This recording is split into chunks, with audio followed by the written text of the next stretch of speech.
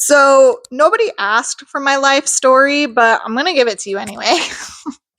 This is my brand new YouTube channel. Hello, my name is Val Stowaway. I am an author. I write science fiction, weirdo fiction, thrillers, mysteries. Since this is my first official long form video, I just thought I would catch you guys up to speed on why I became an author, how I became an author, how I arrived at that decision, how long I've been doing that. Spoiler alert, forever. This is going to be a long video. So I am going to take you back all the way back, like as far back as possible. I was born in northern Utah. Is it really northern?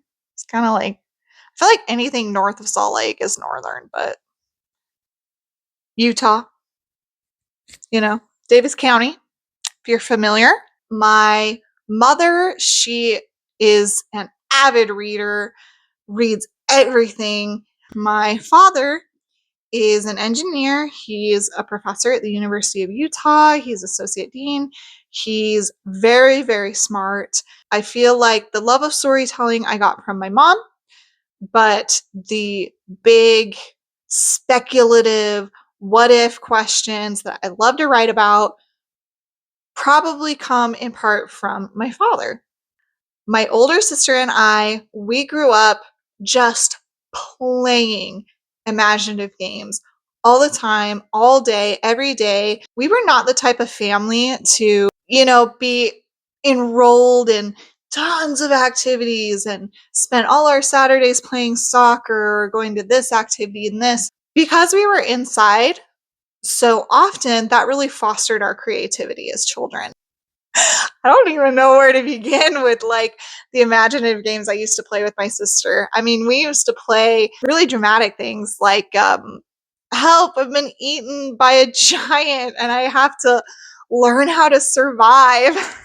The very first story that I ever remember writing, and by story I mean like in parameters of there was a beginning, a middle, and an end. I was 4 or 5. We had an old Mac that had, what's that program called? Kid Pics. It had Kid Pics on it. I made a story about the time that I got chicken pox. I got chicken pox when I was 3 years old. Aww. I actually gave myself the chicken pox on purpose. Because my older sister had it and my family were trying to make her feel better. And so my mom was like, let's count them and take a picture and it's okay. And I thought that was really cool. So I snuck in when she was asleep and went to her mouth and was like, breathed in the virus on purpose. So I couldn't write words yet. So I did a 4 square. So it's kind of like paint, right? For those of you who didn't have access to Kid Pics or don't remember what I'm talking about or are too young to know what I'm talking about. So I drew a grid, 4 square grid, me getting the chicken pox. My mom gave me a bath. I felt better. The end. And probably I had someone help me write the end. So that is my earliest memory of writing a story. From there, it just really never stopped. If you believe in woo-woo things, which I do, welcome to my channel. I'll talk about woo-woo things all the time, but I really truly believe I came here to be a writer. That doesn't mean I came here to be the next great American author. I don't think that, but I was I have an interest in connecting to people through storytelling. I just have a very deep intuitive feeling that is me at my core. Also, why did I choose to wear a black shirt and sit on a black couch? Was that a bad idea? Do I look like a floating head? I hope so. I go through my formative years playing with my sister, doing really crazy games, and then I go to school.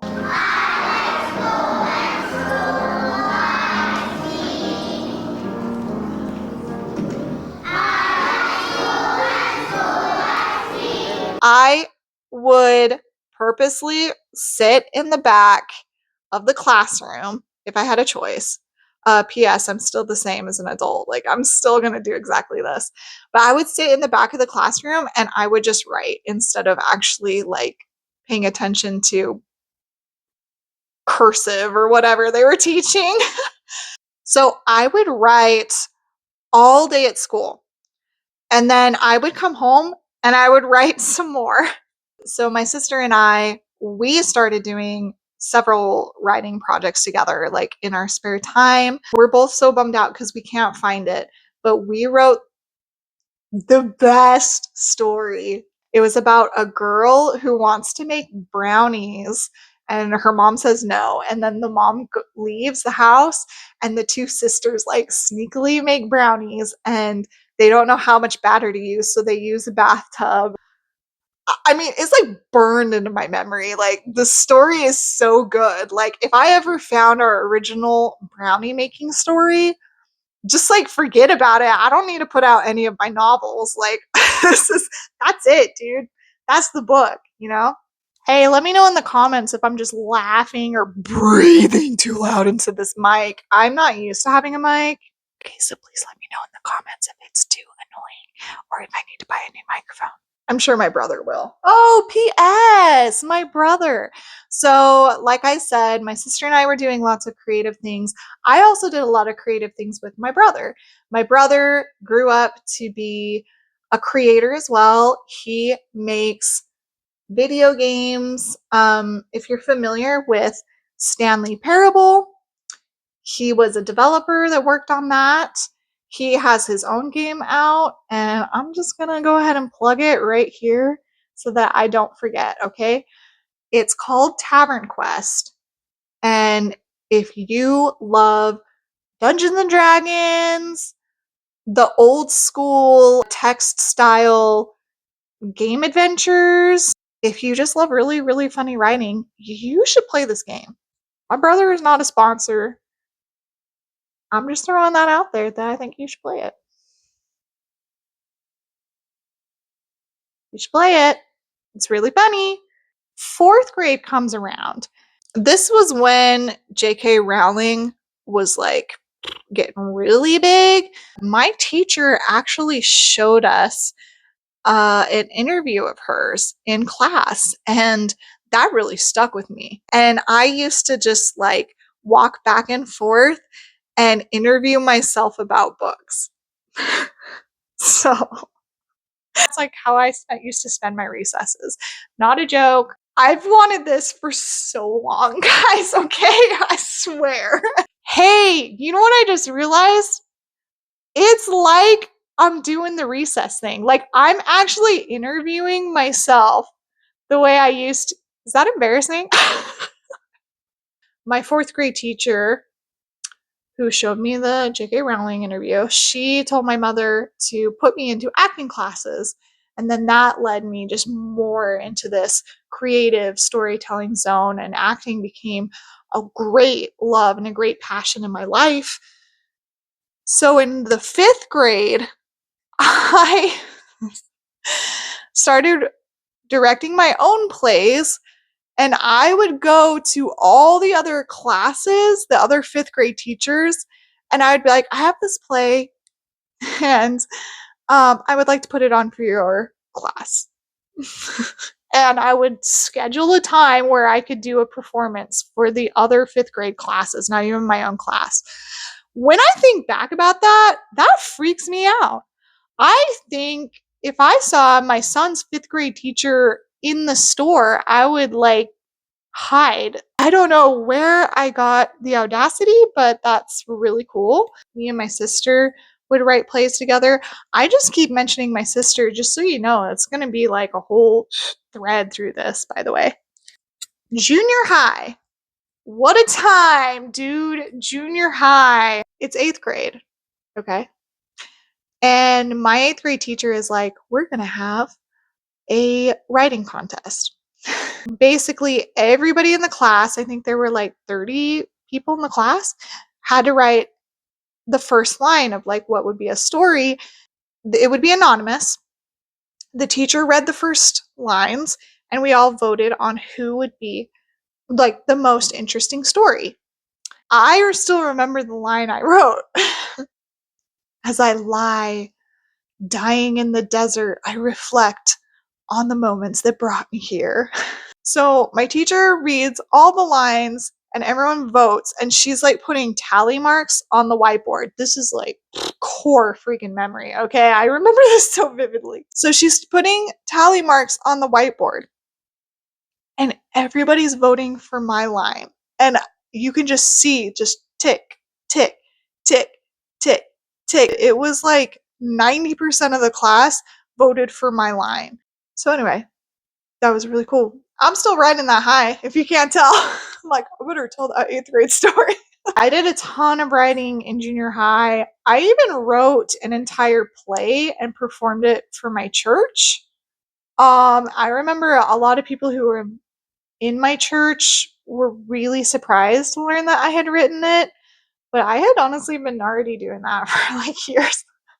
I remember I started taking theater class in junior high, and the assignment was to perform a scene. Like it was a very basic assignment, and I wrote a whole play. Like I wrote I went way above and beyond the calling of that assignment. Like I wrote a whole mini play. It was a spoof comedy play about the Wizard of Oz, and I made my friends perform it.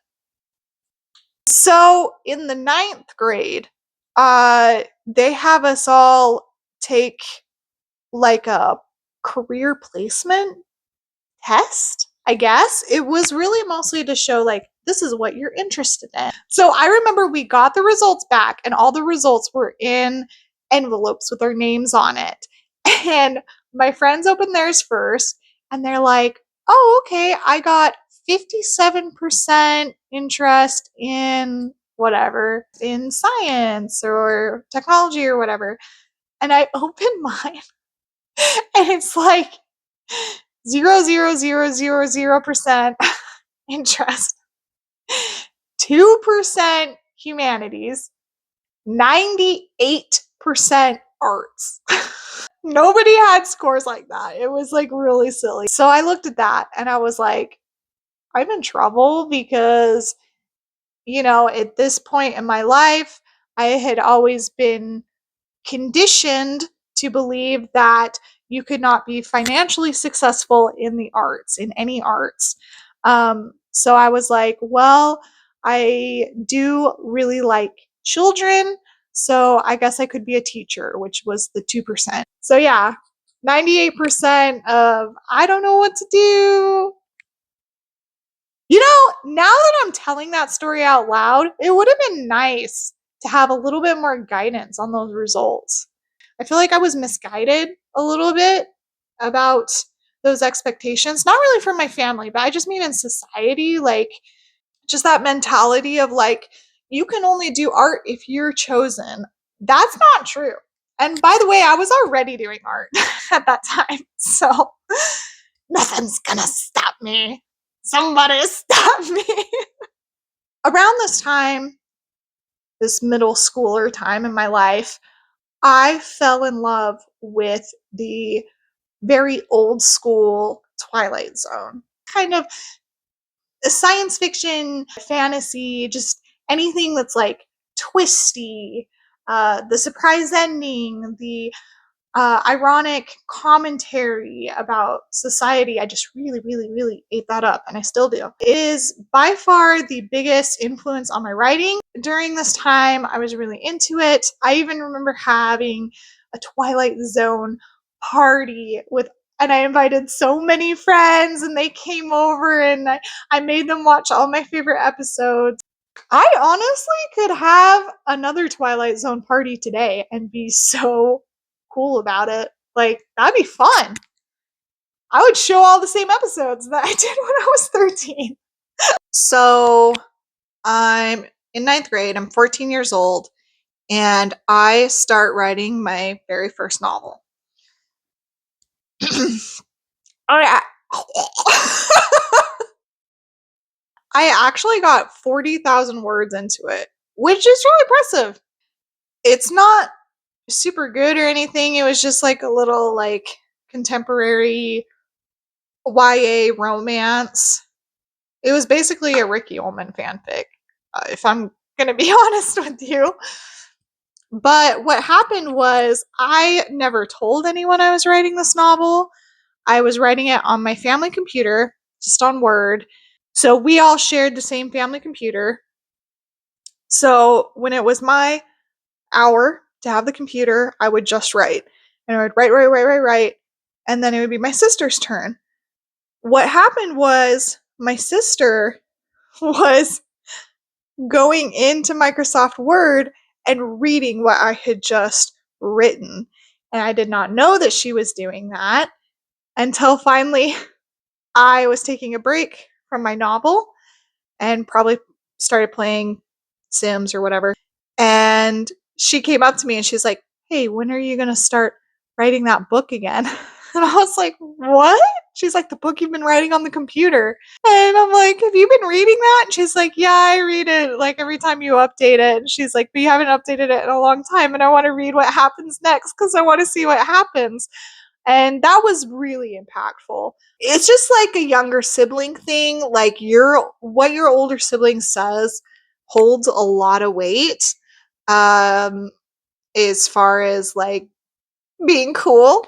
Similarly to winning the 8th grade first line contest, that really stuck with me. Hey, like I write stuff that people like and that people are like, please write more.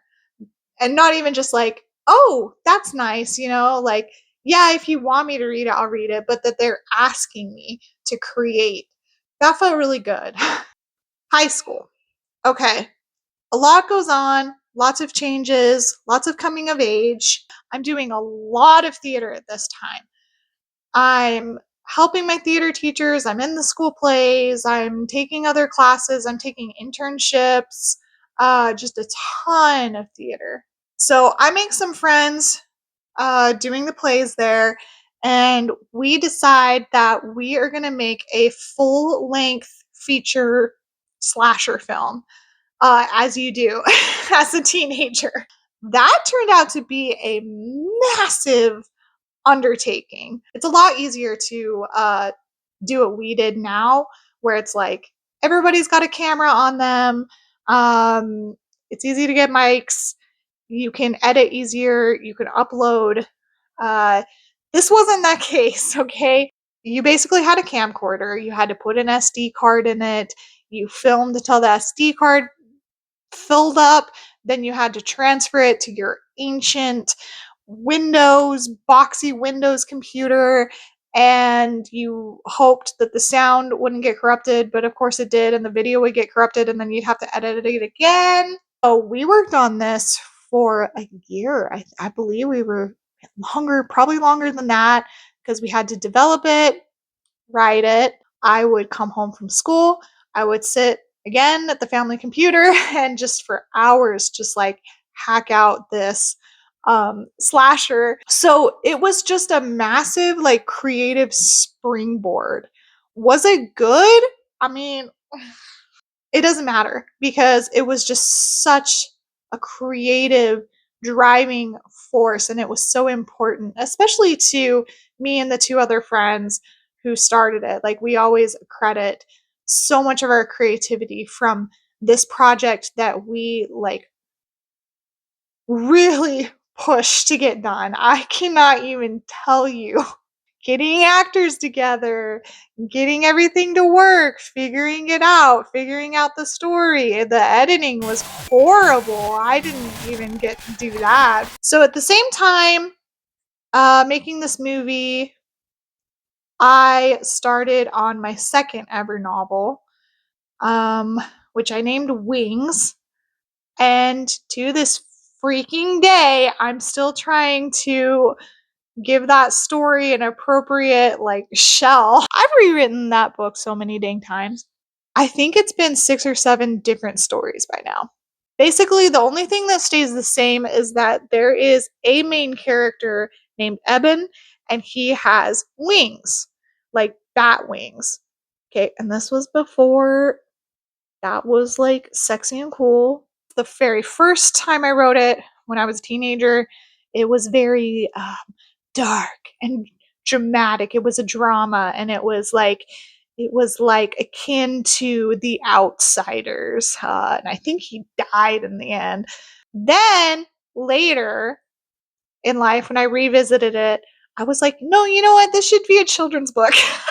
So now I'm like, okay, but what if it was a Peter Pan retelling and I just made it super like fantasy and the island was full of cryptids instead of lost boys? That's where I'm at. Okay. That's where it's at. I'm kind of like annoyed about it, so I haven't started it.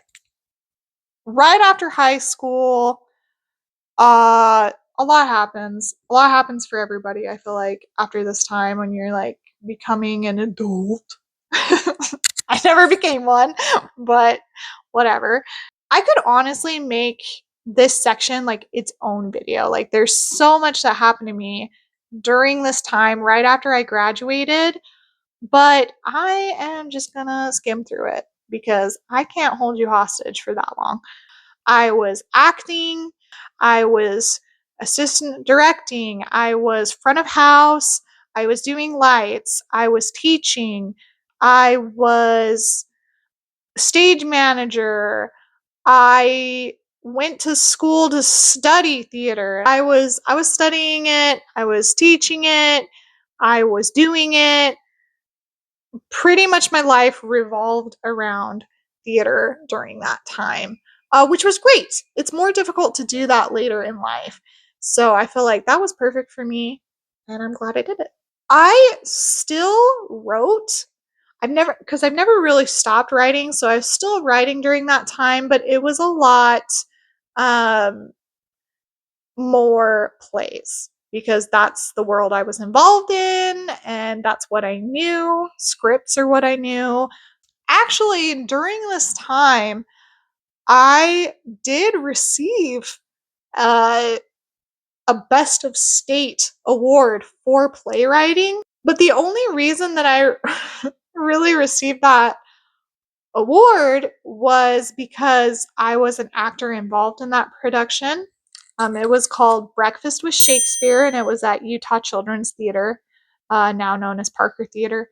So it was brand new at that time, and my friend Matt, who was really in charge of putting it together, and one of the real writers of that play, he decided to credit all of the actors that were involved in it because it had been such a collaborative process and we had all come up with different um, jokes and things. For example, the one joke that I know I came up with, I was like, we should like put our hand and go Shakespeare, like super like Shakespeare. That's it. That's all I'm gonna say about that time. We're just gonna fast forward. So it's like graduated high school, theater, and then so I met my husband. Oh dear. The week after we got married, my husband was to start pharmacy school at the university. And that's a very intensive program. You also are required to have an internship and do rotations, and it's medical school, so it's very intense. I got a full time job so that we could have benefits and, blah, blah, blah, blah, and all that boring adult stuff. I started working as a receptionist at a printer company. Uh, and I really hated that. I did not, that was terrible. I actually got in trouble at that job for writing on the clock. Yeah, I got caught writing fiction at that job and I got in trouble. And I cried really hard and it wasn't funny at the time. And now it's kind of funny to me. It just goes to show, like, could not help myself and I could not stop. I had to be writing, I had to be creating. So, probably around the time that I got in trouble for writing, I came to my husband and I was like, hey, I've been working overtime. I was like, I can't do this anymore. Like, this is so miserable. And he's like, you need to be in a place where you're going to thrive. I decided I would go back to school to study elementary education, K through 6, with an emphasis on theater teaching. And the reason for that is because I was still holding on to that 2%, baby. I was like, 98% of my heart just wants to do something artistic, but I just truly did not believe I could be successful at that. So I was like, I will go into teaching. But what ended up happening was, well, first off, I was pregnant. And then second off, I had a class.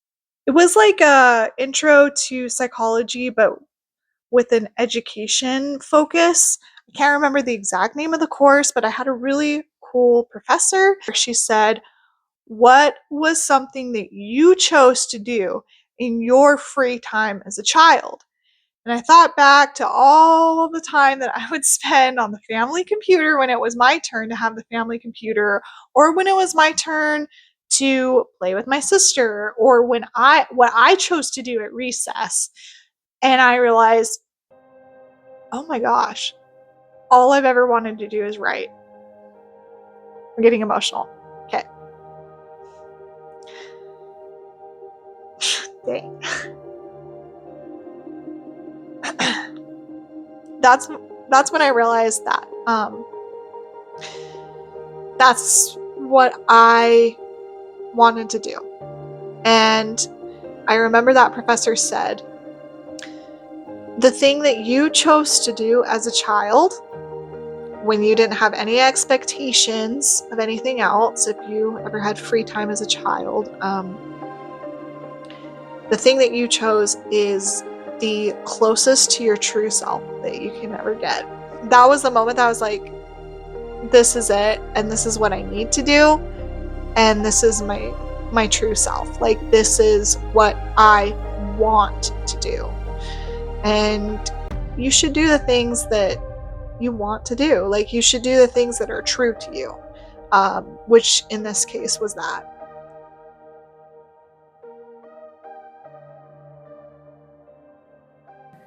Guess what's amazing? Epidurals! So when y'all have your babies, you should do it because it's really great.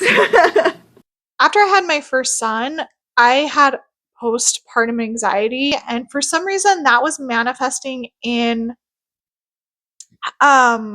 regurgitating these memories that I had as a teenager, and these weird events. I was just ruminating over and over and over again these memories, and it was kind of annoying in a way, because I was like, hey, I have this new life. Like, I'm married, I have a child. I don't really want to be thinking about stuff that happened to me as a teenager.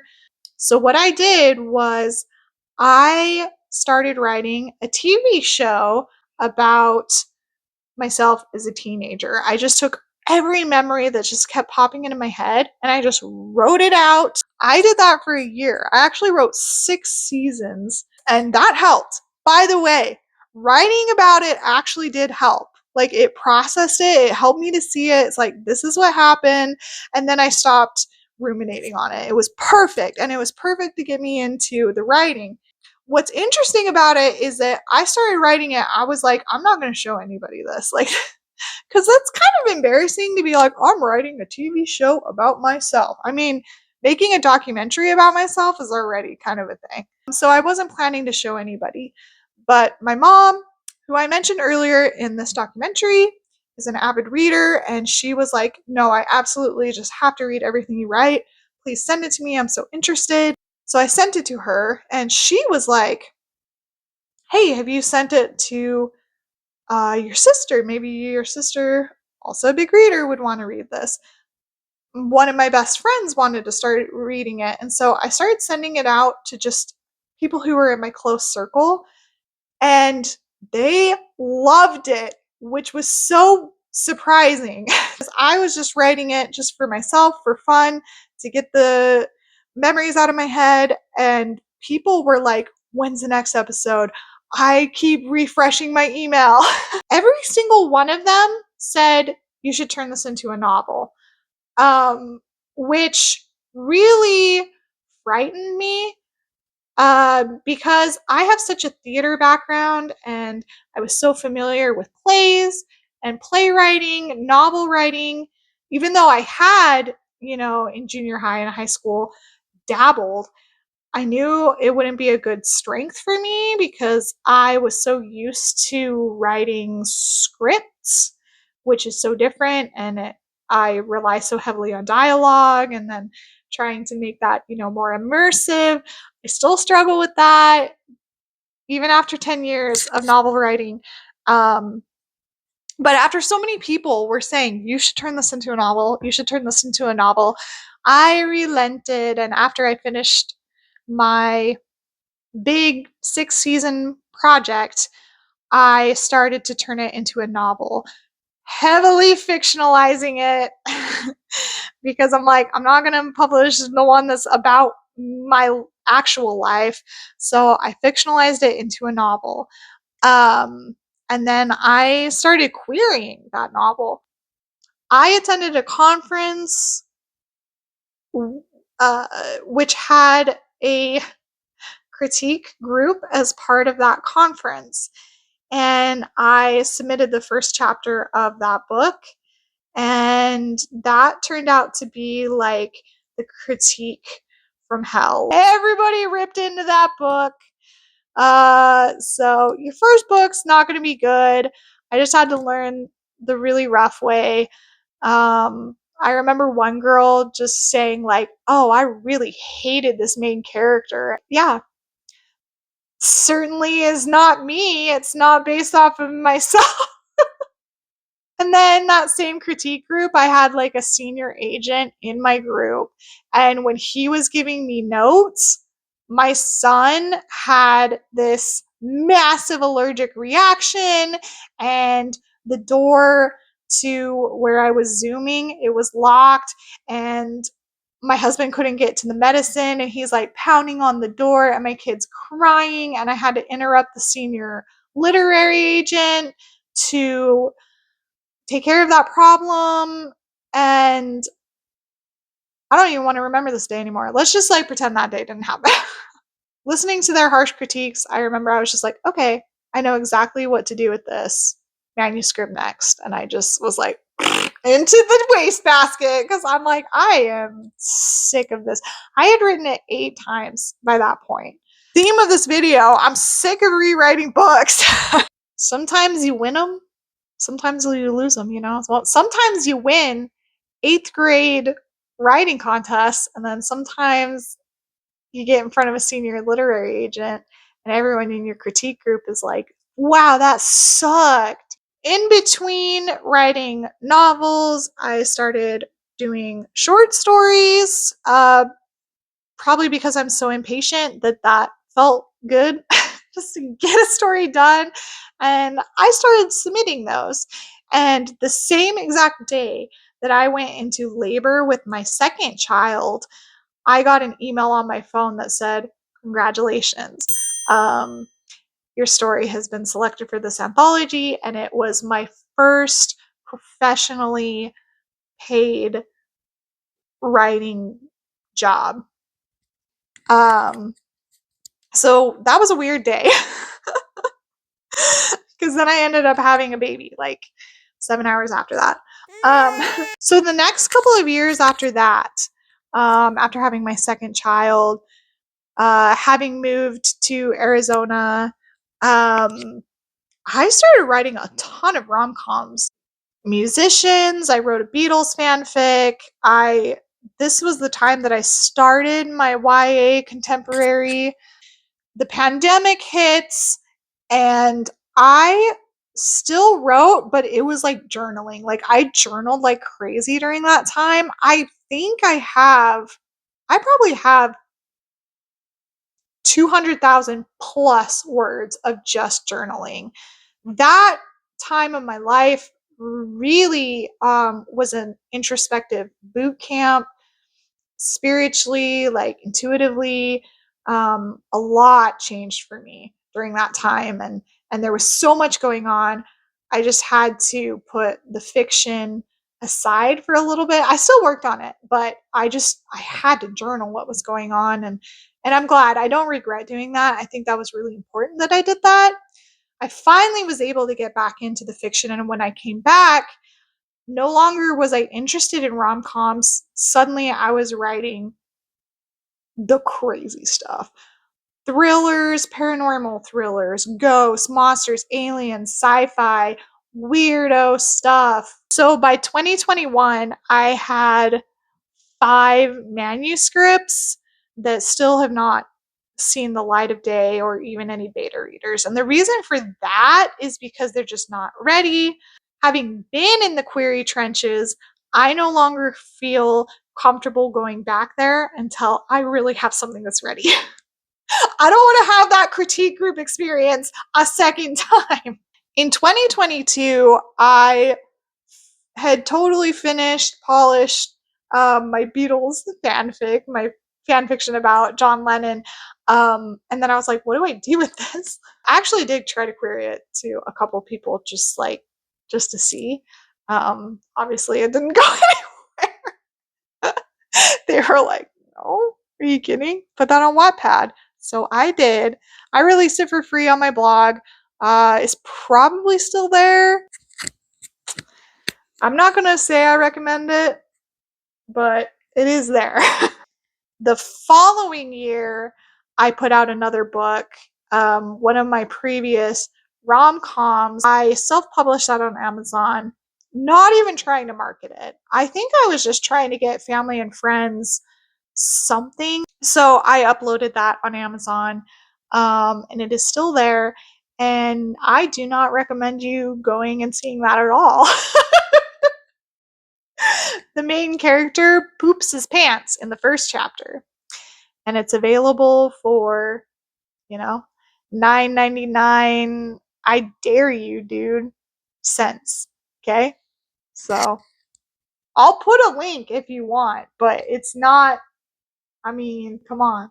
What ended up happening, even though it was a silly book that I just kind of threw on Amazon basically, my husband's cousin bought it for her teenage girl, which was like the actual intended audience, not just, my grandma or my mom or something. I met up with them, I think, for a 4th of July activity, and she told me that she had read the book.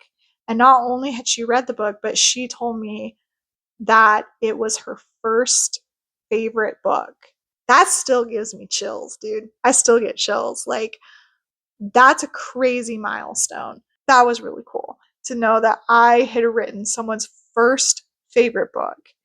So that was a huge moment for me, and just a boost. I really needed a boost at that time because I was getting sick of rewriting so many novels that weren't going anywhere. So it's like, okay, I can do it. I swear. The same year, 2023, one evening, randomly, I get this message from my sister-in-law, and she says, hey, you should apply for this. It was Marcus Johns, and he was saying that they were wanting to do this new creative project where they get 100 writers to write one single movie, each person writing one page at a time. Is it possible to have 100 people write one singular movie and it turn out good? We tried it, and it was a huge mistake. I was like, you know what? Like, what the heck? Let's just apply to this. There's really no reason not to apply. It just sounded like such an interesting, fun project, and I just love interesting things. And I got a call back, and they asked me if I would love to be a writer, and I said yes. I flew to Nashville. I got my page number. My page number was 85, which turned out to be really freaking difficult because I was writing like the ending. I'm officially a screenwriter. I have a screenwriter credit, and I just think that project's really cool. They finally filmed that movie, by the way, so I'll let you know when that comes out. Okay, we're finally caught up. We're caught up. That's it. That's the writing I've done. That was my whole life story. I have tons of manuscripts that I'm trying to clean up, trying to finish, trying to put out. I'm definitely open minded to self publishing, still open minded to querying. Thank you so much for listening to my journey and for supporting me by watching this video. I wanted to catch you up to here so that you can enjoy the rest of my journey in real time with me. And if you subscribe, if you sign up for my newsletter, then you can hear all the updates as they come. So thank you so much for your support. And I really, really love you guys. Not just saying that, like every time I make something, I try to think of who I'm talking to, who I'm reaching to, who I'm connecting with. And I mean it. Like I really, really care and love about you guys. Love about you guys. Thank you so much. And hopefully I'll see you again. Bye.